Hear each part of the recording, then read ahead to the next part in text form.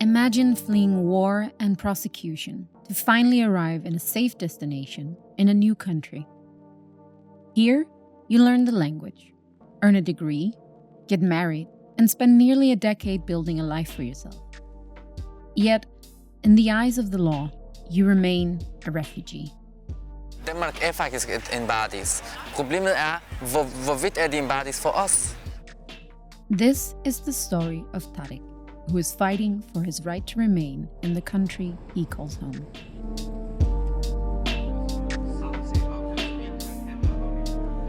Mit navn Tarek Kelani. Jeg fra Syrien, og jeg har været i Danmark i snart 10 år. Age 29, Tarek Kelani is what you would call a model citizen. He is a recent psychology major graduate of the University of Copenhagen.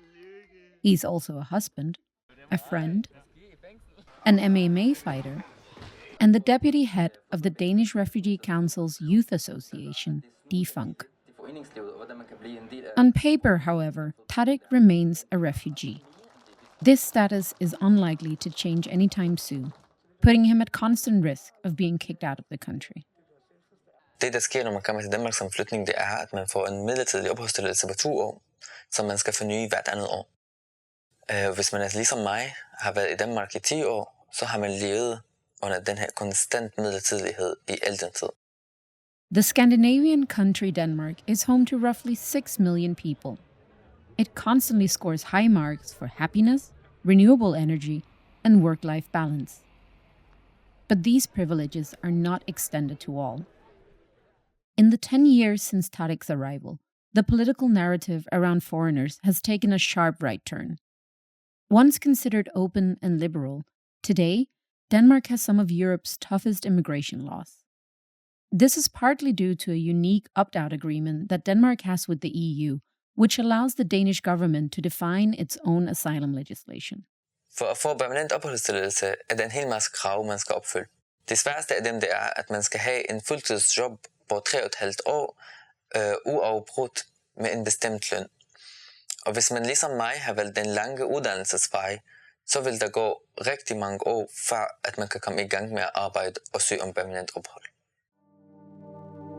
In 2017, the state of Denmark ceased to recognize education as counting towards permanent residency, something that the then Foreign and Integration Minister, Inger Støjberg, celebrated with cake.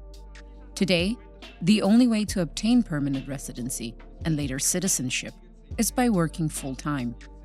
A paradox in a nation that ranks second in the EU for public spending on free higher education, and where the government actively pays students over 18 to go to school.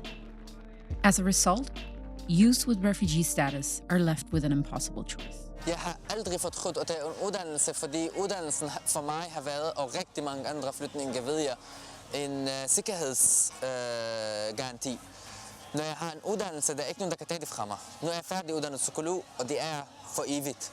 Det er altid et spørgsmål om, hvilken pris du gerne vil betale. Og det er problemet med de danske politikere, at de sætter os et sted, hvor vi skal vælge vores ledelse. Vil du lede sådan her, eller vil du lede sådan her? Og ikke belønner os for faktisk at prøve at være en del af det danske samfund. Ved at være aktiv. Hej, jeg hedder Tarek. Jeg er psykolog, og jeg repræsenterer DFUNK i dag, Dansk Flygtningehjælp Ungdom. Tarek was 20 years old when he fled Syria. He was first smuggled into Libya, where he was kidnapped and sold back and forth between human smugglers before making it onto a boat to Italy. After nearly drowning in the Mediterranean Sea, Tarek made his way through Europe and finally arrived in Denmark. Now, he's fighting for education to be recognized in the residency application. To raise awareness, Tarek and his fellow DFUNK members attend political gatherings around the country for the chance to see eye to eye with the politicians who rule over their fate. Jeg synes, det danske samfund er bygget på en fantastisk måde. Det er vildt smukt, når man kommer ind bag ved foreningslivet, ved fritidsaktiviteterne, ved kommunerne, ved alle de forskellige samfundsaktører, ved fondene, hvor meget magt det har, og hvor meget det er med til at fremme samfundet. Borgernes præmisser. Det er det, der er vigtigt. Jeg mener, at i Danmark inddrager man borgerne virkelig meget demokratisk. Og demokrati handler jo ikke kun om, at man kan stemme til Folketinget, men at man inddraget i hele samfundets udvikling, hvilken retning samfundet skal udvikle sig. Og det er derfor giver det mening for os at være aktivister og prøve at gøre noget. Fordi det danske samfund og det danske folk kan faktisk godt gøre noget. A society based on the welfare state model, Denmark prides itself on the protection of vulnerable individuals. According to Tarek, however, public authorities in Denmark are failing to see the human behind the refugee. DFUNKs hovedfokus er at arbejde med unge med flugterfaring og give dem bedre muligheder. Give dem bedre chance, give dem en ny chance for at bidrage til det danske samfund.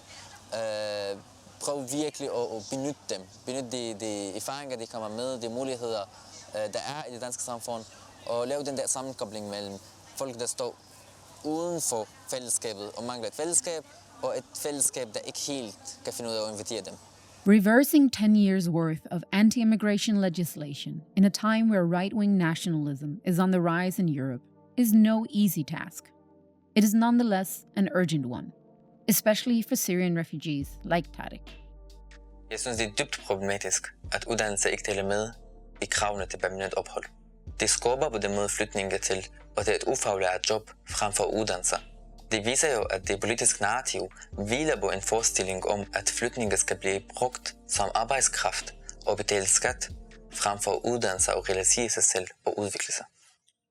The struggle that has lasted a third of Tarek's lifetime is entering its final stretch. But as Denmark continues to amend rules and restrictions for refugees, the road ahead remains uncertain. Hvad vil der ske, hvis Danmark fjernede din opholdstilladelse i morgen?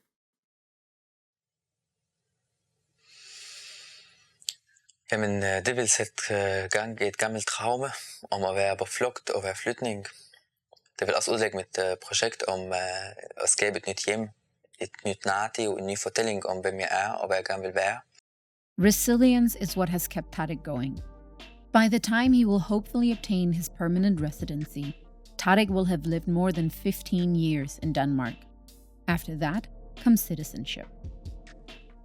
Intet af det, jeg har opnået, har været let. Det har ikke været titlen på nogen af kapitlerne i mit liv. Jeg har skulle kæmpe hårdt for hvert eneste skridt på rejsen. Jeg har et hjem i Danmark. Jeg har opbygget et liv, som jeg gerne vil være i. Men jeg spørger mig selv, hvor lang tid skal man kæmpe for sin plads i et samfund, der ikke gider en? Despite the uncertainty, Tarek and his wife Stephanie dream of having children. Hopefully soon, and hopefully in Denmark.